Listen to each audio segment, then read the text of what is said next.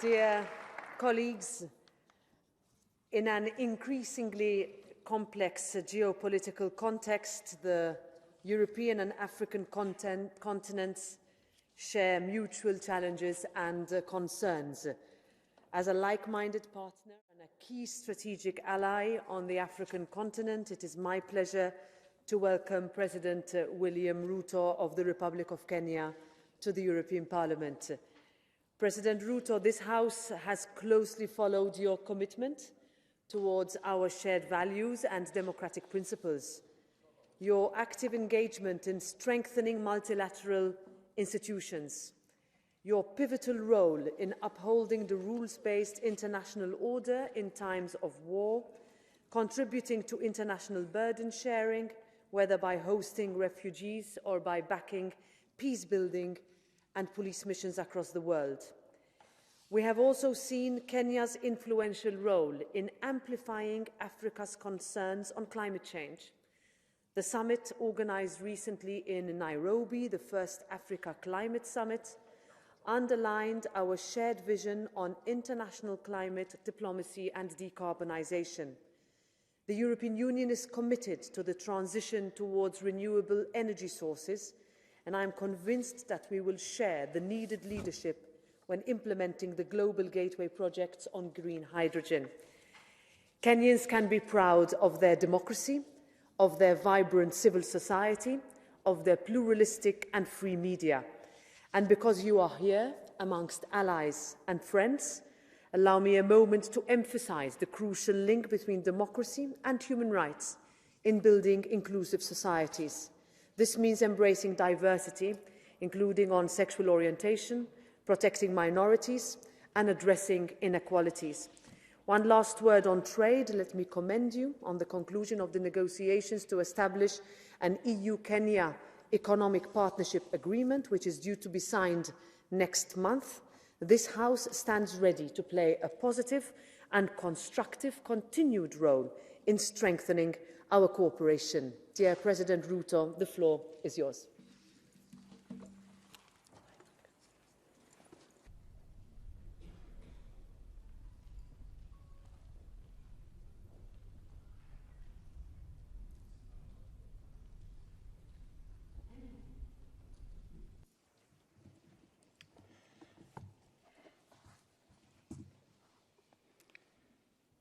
Thank you very much, Madam President, members of the European Parliament, ladies and gentlemen.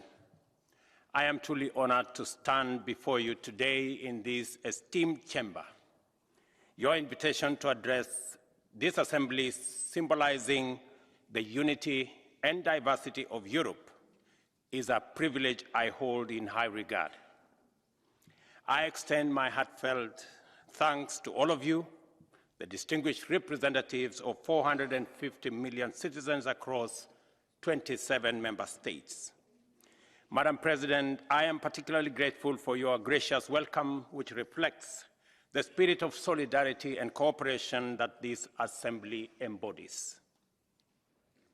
This eminent institution plays a critical role in shaping policies and decisions that affect not only Europe, but also its partners around the world, including Kenya.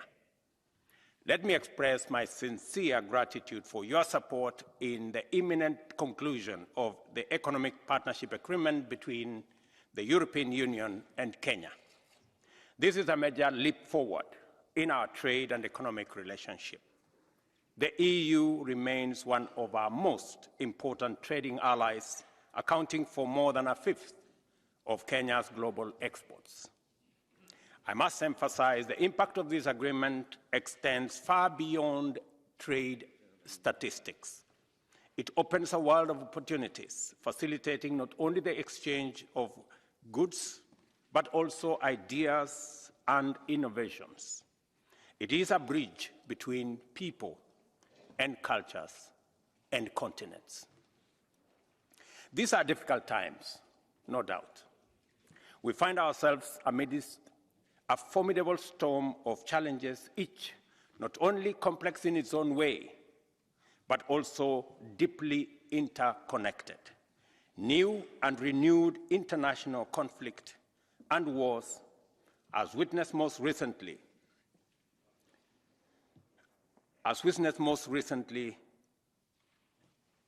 in Ukraine, Israel, and Gaza, the Sahel, the Sudan, Somalia, the DRC, creating widespread human suffering and deepening divisions in a period where global collaboration and unity are of paramount importance. Democracy is under pressure in many parts of the world, and multilateral institutions, once the hope for international solidarity, are struggling to maintain broad-based acceptance, relevance, and effectiveness. At the same time, progress towards the Sustainable Development Goals is unraveling. Rising interest rates and looming debt distress make it much harder for countries to address their own socioeconomic challenges. High cost of living, fiscal strain, and migration are weakening international solidarity. And most existentially, the world, as a UN Secretary General reminded us recently, is literally on fire. The era of global boiling. It used to be global warming, emphasizing the severe and escalating impact of climate change. The escalating severity of climate change is particularly acute and poignant in Africa, a continent that, despite its minimal contribution to global emissions, finds itself at the forefront of environmental vulnerability. In Africa, with less buffers to address climate change challenges, we feel the impact more directly and more acutely. Consider, for example, the significant influence of high inflation rates on voting behaviors in your region, and I'm told you're going to elections shortly. Now imagine the impact of a year-on-year food price inflation exceeding 10% in sub-Saharan African countries, where food makes up a third of household expenses. These challenges are not isolated. They are interconnected layers of a complex historical, economic, and environmental narrative that the continent endures. Africa still carries the scars of colonialism, which remain visible in the economic and institutional dependencies that continue to hinder progress and perpetuate social and political fragility. Acknowledging these issues is important, but focusing solely on them risks obscuring the broader horizon and opportunity. The adversarial North versus South dynamic has not served us well, denying us the opportunity to leverage each other's strengths. Similarly, the East versus West divide is untenable and counterproductive, working against the interests of all of us. Climate change has introduced a new dimension into this complex equation. While it poses an existential threat, climate change has also emerged as a leveling force, equalizing us all in the face of a shared global challenge, transcending all divides, north-south, east-west, developed or developing.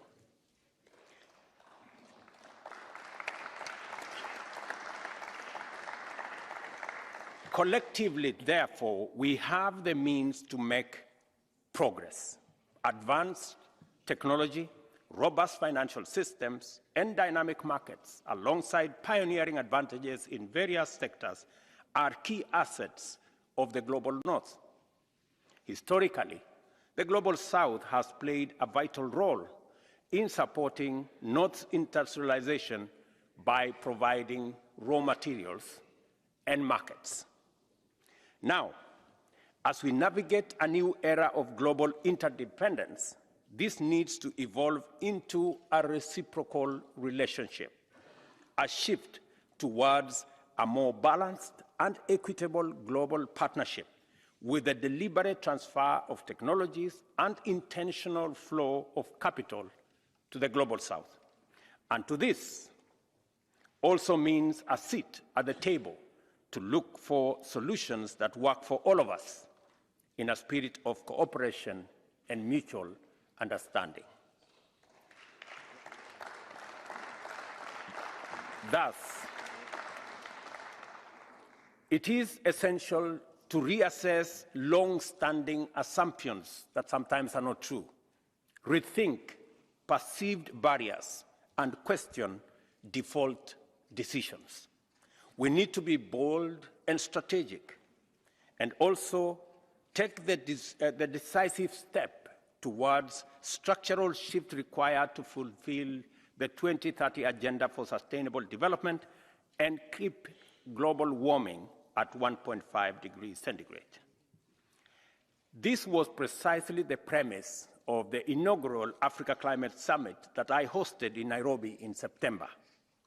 The summit provided a platform not just to discuss the challenges we face, but to view them through the lens of solutions and opportunities.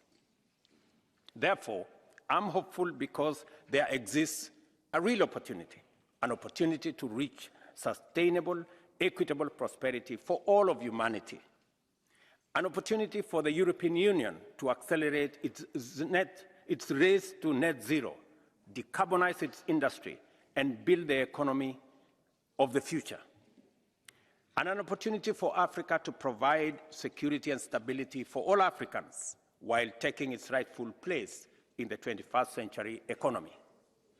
The Africa Climate Summit culminated in the Nairobi Declaration, which sets out the vision and a pathway for Africa to be a vital part of the global solution to the existential climate change challenge that we all face.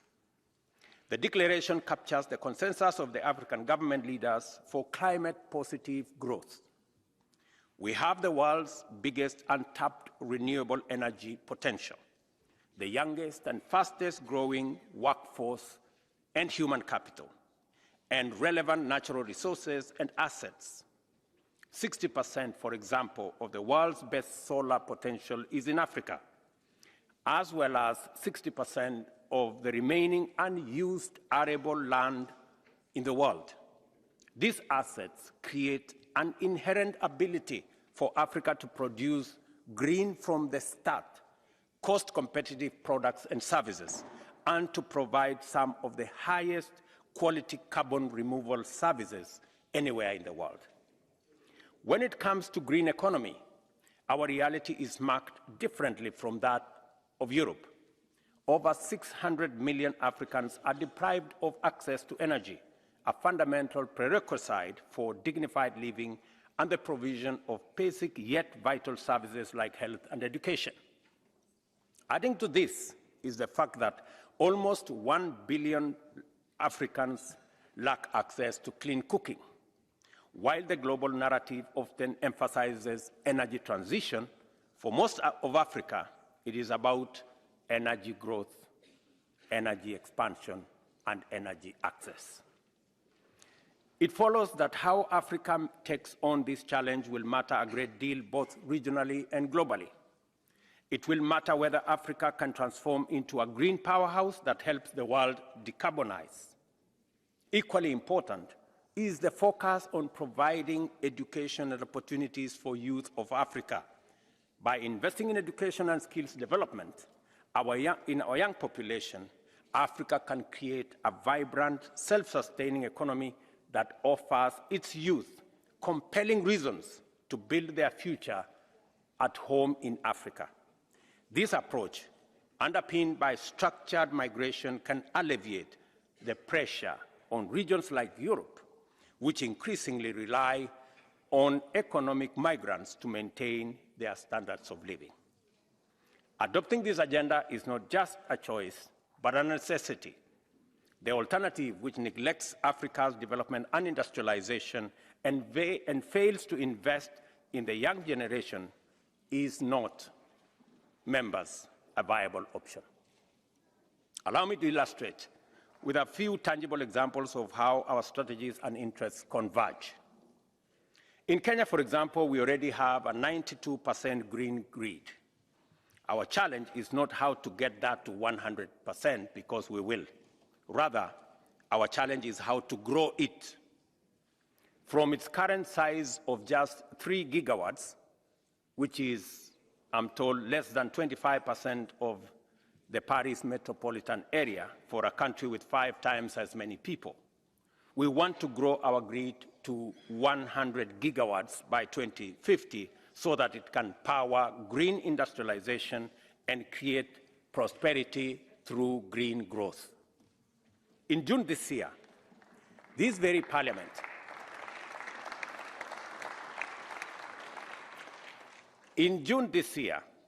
parliament adopted legislation to create the enabling environment for the domestic production of 10 million tons of green hydrogen by 2030 and the import of a similar amount in order to green EU's industry. African countries are recognized as potential producers of this green hydrogen, and we welcome the collaboration. Kenya, for example, is developing a plant to produce green fertilizer, which will reduce our import dependency, and we have an opportunity to export green hydrogen from our geothermal resources to Europe. Another EU-relevant example is bauxite. Africa currently mines 25% of the world's bauxite, yet exports almost all of it in raw material. If Africa's renewable energy potential were deployed to smelt currently mined bauxite into aluminium, we could save millions of tons of CO2 equivalent and generate hundreds of thousands of jobs in our continent. And aluminium is just one example of many. Green steel is another. Not to mention Africa's significant global deposits of critical minerals, or our potential to produce sustainable fuels. By tapping into these resources and employing green technologies, Africa can contribute significantly to global decarbonization efforts while boosting its own economic development, creating a win-win scenario for both the continent and the world, while Africa, as a source of raw materials and market for finished products, contributed to Europe's industrialization. There has been tremendous growth in technology and capital. It is, ladies and gentlemen, I request, it is the turn for Europe to deploy their technologies and capital to now unlock the huge green energy resources to drive green industrialization using the natural resource endowments in the continent, global green products and services, create jobs, and at the same time, decarbonize Europe and global growth.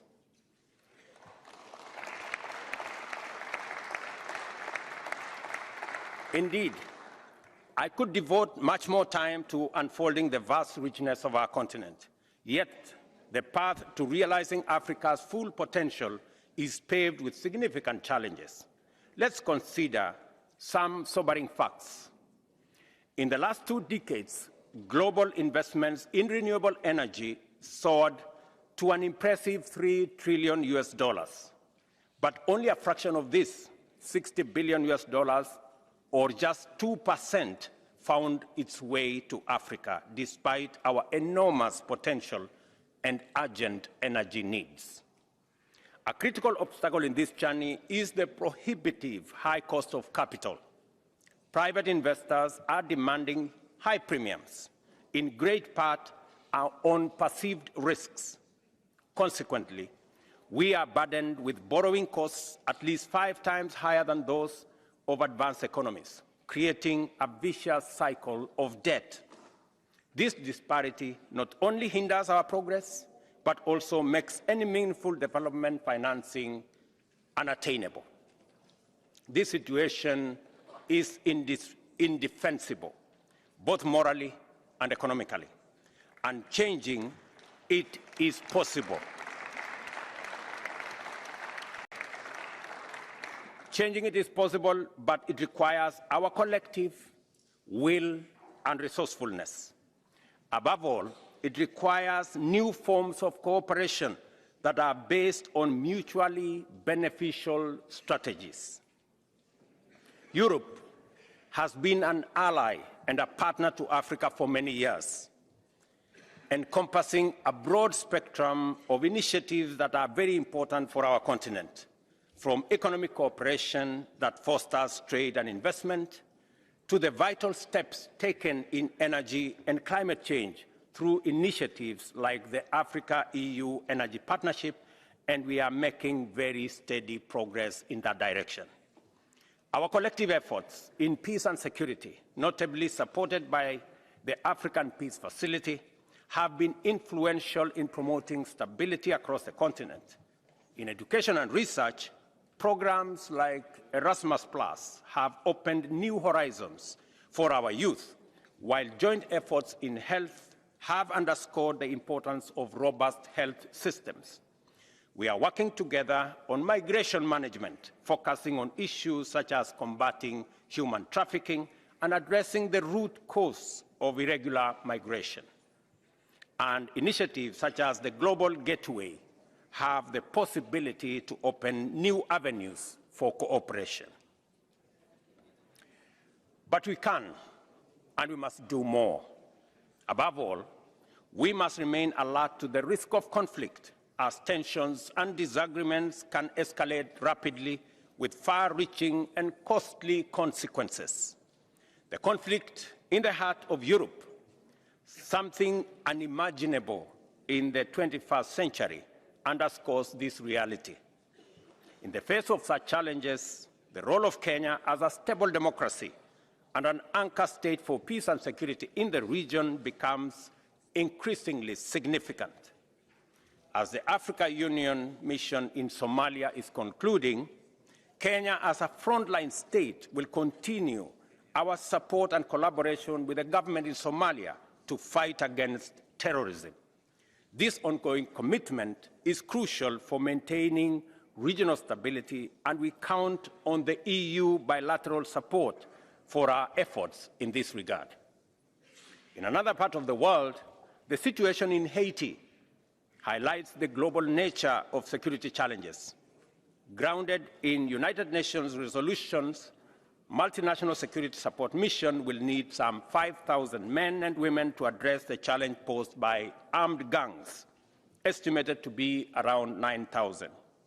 Currently, about 8 countries, including Kenya, are willing to contribute their forces to Haiti, but there is a clear need for assurance of international support. The support from the EU will be instrumental in bolstering the initiative, providing the necessary resources, including legitimacy.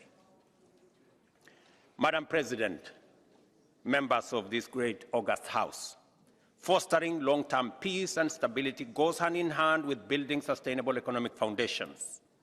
And Africa is mapping out the road for green industrialization and prosperity, so that it can play its rightful role in shaping a better future for all. In this endeavor, the partnership with Europe and Africa must embody a reciprocal relationship grounded in shared objectives and cooperative effort. This synergy has the power to drive transformative results for both continents. Concrete actionable steps are the key to realizing this mutually beneficial vision. Firstly, Africa's journey to become a green industrial powerhouse needs the right type and amount of capital, especially in renewable energy and infrastructure. Such investment could catapult Africa to a future where energy access is universal by 2030, simultaneously slashing emissions from energy generation in Africa by 80%. Secondly, there is a necessary complement to capital: market access. In fact, one of the biggest contributions that EU can make to both addressing poverty in Africa and achieving global climate goals is through its demand for green products and services, including for carbon credits. Africa wants to compete. Crucially, we are not asking for further exemptions or a lower bar, but with high requirement on quality and integrity.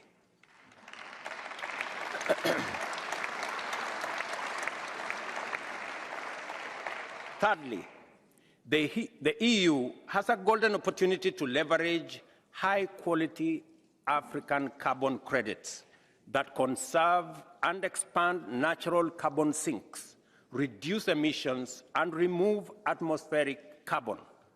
These days, not a week goes without an expose about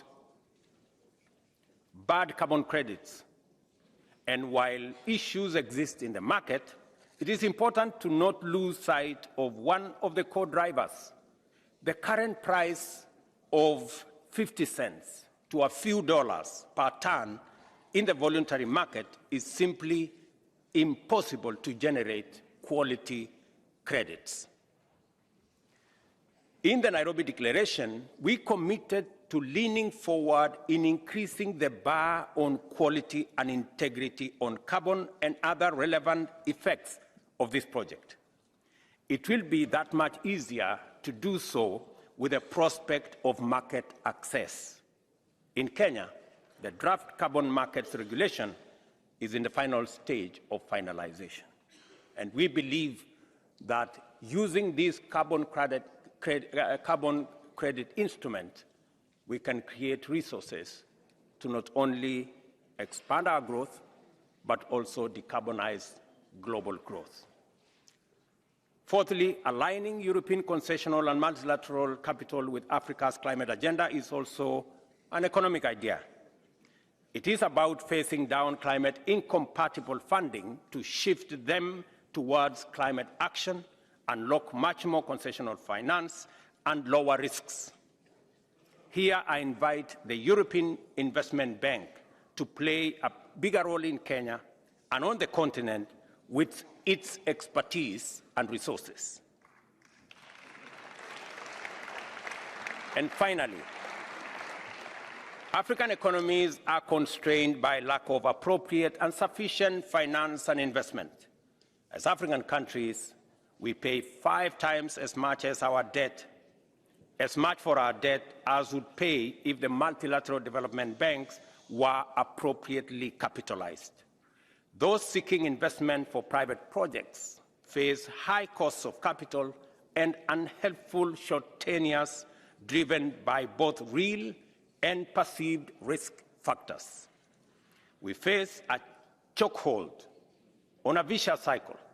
As countries, our ability to invest consistently and strategically in basic infrastructure, social services, and skills development is severely hampered.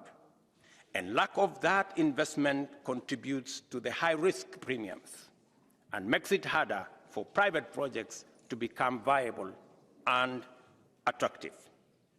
This is a very strong list of proposals to reform the international financial architecture. We support this and more, and we are in good company. For example, the implementation of the Capital Adequacy Framework review of the MDBs has broad-based support across G7 and G20. Yet our path to action is a bit too slow. I call on all of us to accelerate and expand these measures, such as with the tax working group we are launching with France at the COP28 next month. Lastly, Europe's experience in workforce development and reskilling offers invaluable insights. By learning from Europe's successful models in education and vocational training, we can build capacity and equip our youth with the competencies required in an evolving global economy. Members, Europe is a significant investor and trade partner in Africa, a relationship that has been fruitful over the years. Our collaborative efforts have helped generate millions of jobs and enhance livelihoods across the continent. This partnership is not only a cornerstone of our past and present, but it is also crucial for our future. I extend a warm invitation to European companies, institutions, and organizations to explore the many opportunities our continent has to offer. Join us in a collaborative endeavor to unearth and develop solutions that leverage our respective strengths, drive innovation, and benefit not only Africa, but also contribute to global progress. Because our story does not stop with our two continents, this is a global story. The demands of our time are great and full of uncertainty. Addressing this effectively hinges on a robust commitment to multilateralism and international cooperation. However, it is increasingly clear that the institutions and structures established in the 20th century are not fit for purpose anymore. We must ensure they are equipped to address contemporary challenges and pave the way for inclusion, equality, and prosperity. This calls for a fundamental redefinition of international cooperation. We must move beyond arrangements that perpetuate cycles of indebtedness and dependence. Our aim should be to bring about real, additional financing that does not merely escalate debt burdens or facilitate the extraction of profits. Cooperation that does not lock in developing countries in fossil fuel dependency, but allows them to advance alongside the rest of the world in the transition to sustainable energy. Genuine partnerships that prioritize people and their well-being on a livable planet. In today's interconnected world, where the fortunes of all nations are tightly woven together, a new era of cooperation and collective action is necessary for a prosperous and peaceful world. In the face of threats that transcend borders and oceans, it is essential to adopt a clear-sighted and unified approach to confront climate change, combat poverty, and tackle conflict. Madam President,